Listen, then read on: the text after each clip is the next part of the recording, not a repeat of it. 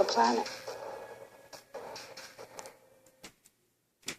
The UN has put out dozens of public documents where they're calling for an 80% world population reduction.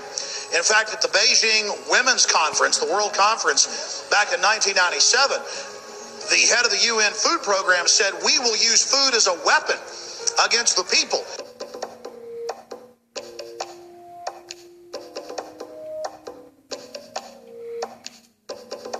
66% of the United States residents' public water is fluoridated.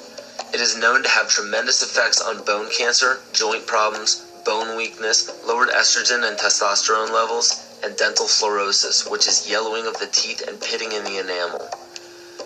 Wouldn't it make more sense to enhance public water with vitamins which are meant to be ingested to promote overall health, rather than putting such a toxic chemical in our water with a bogus explanation that it will improve our dental health? We now know that fluoride causes more dental problems than it solves. Something doesn't seem right about this. Do you honestly believe that these companies care deeply enough for the people to spend large amounts of their own money to fluoridate public water when the people already purchase their own toothpaste? But there's a difference between toothpaste and drinking water. We don't ingest toothpaste. If you go to any hardware store and look at any rat poison product, you will only find one ingredient: sodium fluoride. It is the most toxic ionic molecule outside of potassium dichromate. Now Dannon, along with other companies, have begun fluoridating bottled water. It is becoming increasingly difficult to get away from.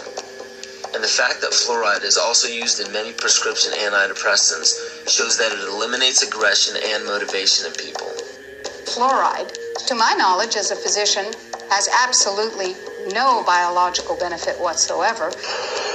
But one of the significant things is that the Russians carried out all sorts of experiments on the people living in the Gulag. One of them, of course, was to fluoridate the water. Why?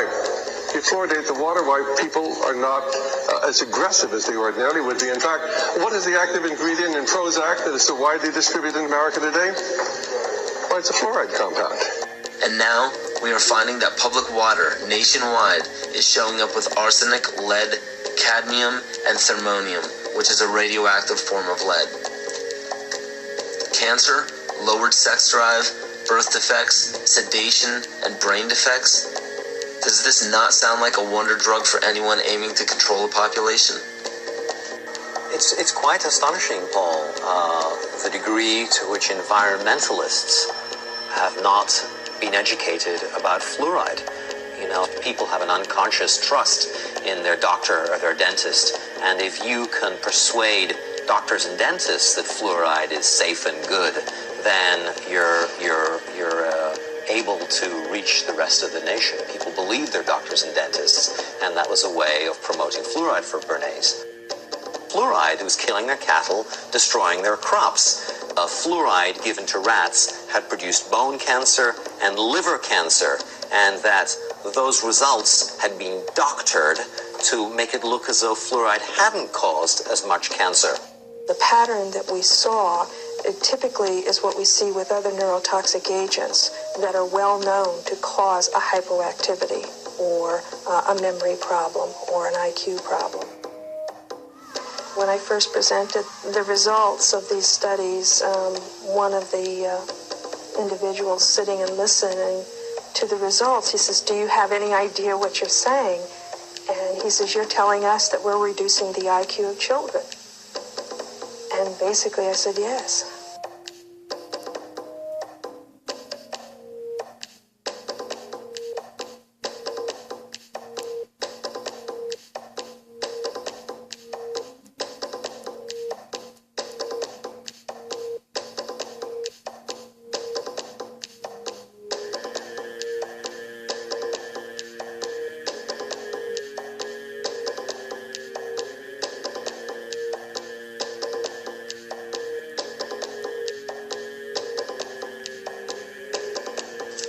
Aspartame, the artificial sweetener found in almost every low-sugar or sugar-free product on the market.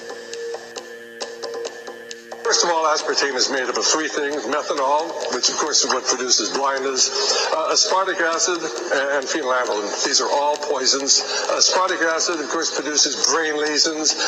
This was known back in the early 1970s. Methanol produces blindness. Phenylalanine is what you see in the brain, and in high dosage it produces trauma. We're not making this all up. The FDA did publish back in, I think it was the 80s, they did publish the 92 potential side effects of aspartame. And they do, these side effects are are extremely serious. Things like dizziness, problems with balance, abdominal pain and cramps, changes in vision, seizures and convulsions, etc., etc. So the nervous system seems to be one of the areas that's most affected. So we see people have difficulty thinking. They feel like they're walking around in a cloud or a fog. Yet despite all of these harmful effects, Donald Rumsfeld pushed it out into the stores in over 5,000 products when he was CEO of Searly, the company that manufactured aspartame.